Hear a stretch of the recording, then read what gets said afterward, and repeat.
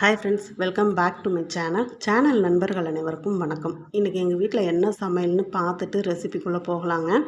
முருங்கைக்காய் போட்டு பாசிப்பருப்பு தண்ணி சாம்பார் தான் வச்சுருந்தாங்க. இந்த தண்ணி சாம்பார் எனக்கு ரொம்பவே பிடிக்குங்க. அதனால் இன்றைக்கி தண்ணி சாம்பார் வச்சாச்சு.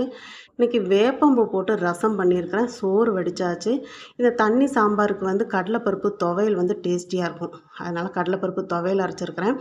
நேற்றுள்ள மீன் குழம்பு சூடு பண்ணி வச்சுருக்குறேங்க. நேற்று மீன் ஃப்ரை பண்ணுறதுக்குள்ளாரே எனக்கு நேற்று ஒரு இன்சிடெண்ட் ஆகிடுச்சு. அதனால் நேற்று மீனை ஃப்ரை பண்ணி வைக்கல. இப்போ தான் ஃப்ரை பண்ணி வச்சுருக்கேன். தொட்டுக்கிறக்க அப்பளமும் பொரித்து வச்சாச்சுங்க. இப்போ ரெசிபிக்குள்ளே போகலாம் வாங்க. வேப்பம்பூ பக்கத்தில் வேப்பமரம் இருக்குது. போய் ஃப்ரெஷ்ஷாகவே பறிச்சுட்டு வந்தாச்சு. இப்போ இந்த வேப்பம் பூவை வச்சு தான் இன்றைக்கி ரசம் பண்ண போகிறோம். வேப்பம்பூ ரசம்னு சொல்கிறீங்களே, கசப்பாக இருக்குமாம்மா, குழந்தைங்கள்லாம் சாப்பிடுவாங்களா அப்படின்னா, கண்டிப்பாக குழந்தைங்கள்லாம் சாப்பிடுவாங்கங்க. டேஸ்டியாக இருக்கும். வேப்பம்பூ ரொம்ப நல்லது. நோய் எதிர்ப்பு சக்தி தரக்கூடியது வேப்பம்பூ. அதனால் குழந்தைங்களுக்கு கட்டாயம் கொடுக்கணும். குடல் பூச்சியெல்லாம் வெளியே தள்ளிவிடுங்க. மலச்சிக்கல் இல்லாமல் நமக்கு உடம்பு ஆரோக்கியத்தை தரக்கூடியதான் இந்த வேப்பம்பூ. இந்த குச்சியிலேருந்து இந்த பூவை மட்டும் உருவி எடுத்துக்கலாங்க. நம்ம இவ்வளோவுமே செய்ய போகிறதில்ல. இதிலேருந்து கொஞ்சமாக எடுத்து தான் ரசம் பண்ண போகிறோம். மீதி நம்ம துவையல் கூட பண்ணிக்கலாம். ரொம்ப டேஸ்டியான இந்த ரெசிப்பியை வீடியோ ஃபுல்லாக பாருங்கள். பிடிச்சிருந்தது அப்படின்னா லைக் பண்ணி நண்பர்களுக்கு ஷேர் பண்ணுங்கள். மறக்காமல் நம்ம சேனலை சப்ஸ்கிரைப் பண்ணிக்கோங்க. சப்ஸ்கிரைப் பண்ணும்போது ஆளுங்கிற பெல் பட்டனோட சப்ஸ்கிரைப் பண்ணிக்கோங்க. அப்போ தான் நான் போடக்கூடிய வீடியோஸ் எல்லாம் உடனுக்குடனே நோட்டிஃபிகேஷனில் கிடைக்கும். ஒரே ஒரு விஷயம் உங்களோட நான் ஷேர் பண்ணிக்கிறேன். நமக்கு வயசாகும்போது நம்ம செய்கிற வேலைகளில் கொஞ்சம் கேர் எடுத்து பண்ணுங்கள். நேற்று நான் அப்படி தான் எப்போவுமே பாத்ரூம் கழுவுறப்போ 6 மாதத்துக்கு ஒருக்க அந்த பாத்ரூம் டாய்லெட்டுக்கு வாஷ் பேசினுக்கெல்லாம் ஆசிட் ஊற்றுற பழக்கம். அதே மாதிரி நேற்று சாயங்காலம் பாத்ரூம் கழுவும்போது இந்த மாதிரி லாஸ்ட்டாக ஆசிட் ஊற்றும்போது அந்த புகையானது பட்டு நேற்று ரொம்ப கஷ்டப்பட்டுட்டாங்க. வீசிங் ப்ராப்ளம் ரொம்பவே கஷ்டப்பட்டுட்டேன். ஒரு 2 மணி நேரம் பார்த்திங்கன்னா மூச்சு விட முடியாமல் நெஞ்சு தொண்டைக்குழியிலேருந்து நெஞ்சு வரைக்கும் வலியாகி மூச்சு திணறலாகி ரொம்ப கஷ்டப்பட்டுட்டேன். அதை நான் ஒரு ஷார்ட்ஸாக உங்கள்கிட்ட நான் ஷேர் பண்ணியிருக்கிறேன். அது சிம்பத்திக்காக இல்லைங்க.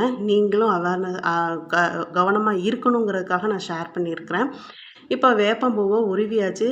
இப்போ இந்த 5 விரல் கூட்டுற மாதிரி எடுத்து தான் நான் ரசம் பண்ண போகிறேங்க. வாங்க ரசம் பண்ணிடலாம். டேஸ்டியான இந்த வேப்பம்பூ ரசம் எல்லாத்துக்குமே பிடிக்கும். கட்டாயம் வாரத்தில் ஒரு நாள் கட்டாயம் செய்து சாப்பிடுங்க. சின்ன சின்ன தக்காளியாக இருந்ததுனால ஒரு 4 தக்காளியை சுடுதண்ணில் போட்டிருக்கேன். அந்த தக்காளியோடய பார்த்திங்கன்னா ஒரு சின்ன நெல்லிக்காய் அளவுக்கு புளியும் சேர்த்துருக்குறேன்.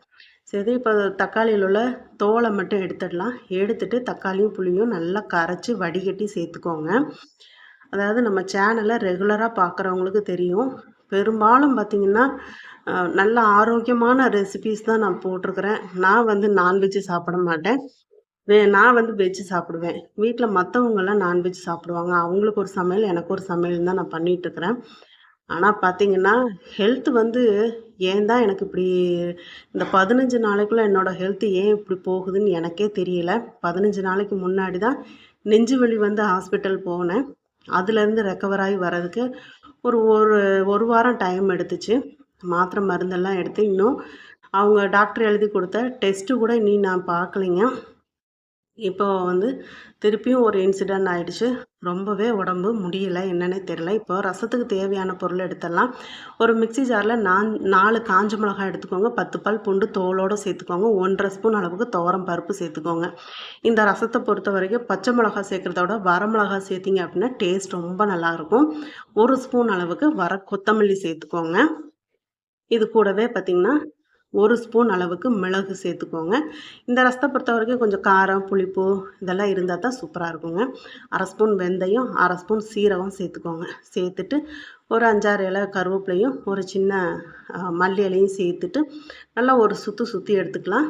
தண்ணி விட்டெல்லாம் அரைக்கக்கூடாது. பல்ஸில் ஓட விட்டு இந்த மாதிரி எடுத்துக்கலாங்க.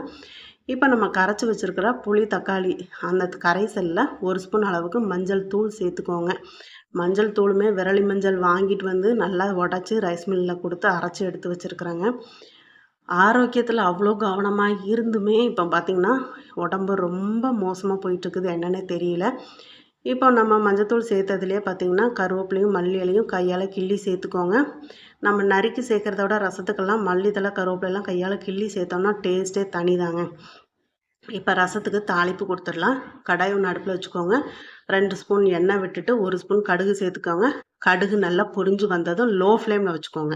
ஹை ஃப்ளேம்லேயோ மீடியம் ஃப்ளேம்லேயோ வச்சிங்க அப்படின்னா இந்த வேப்பம்பூ வந்து தீஞ்சு போய் கசப்படிக்க ஆரம்பிச்சிடும். வேப்பம்பூவை 5 விரல் கூட்டுற மாதிரி எடுத்து எண்ணெயில் சேர்த்துட்டு ஒரு பெரட்டு பெரட்டி விட்டுட்டு ரசப்பொடியும் சேர்த்து ஒரு பெரட்டி இந்த மாதிரி 1 செகண்ட் தான் பெரட்டணுங்க. ரொம்பலாம் போட்டு பெரட்ட வேண்டாம். இப்போ கரைச்சி வச்சுருக்க புளி தக்காளி கரைசலை சேர்த்துருங்க.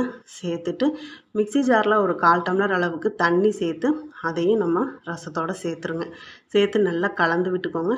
இப்போ ரசத்துக்கு தேவையான அளவுக்கு உப்பு சேர்த்துக்கோங்க. உப்பு சேர்த்துட்டு ஒரு 1/2 ஸ்பூன் அளவுக்கு பெருங்காயத்தூள் சேர்த்துக்கோங்க. பெருங்காயத்தூள் சேர்த்துட்டு நல்லா கலந்து விட்டுக்கோங்க. கலந்து விட்டுட்டு மீடியம் ஃப்ளேமில் வச்சுக்கோங்க. ரசம் வந்து இந்த ரசம் நல்லா கொதிக்கலாம் கூடாதுங்க. நல்லா நுர கூட்டி வரணும்.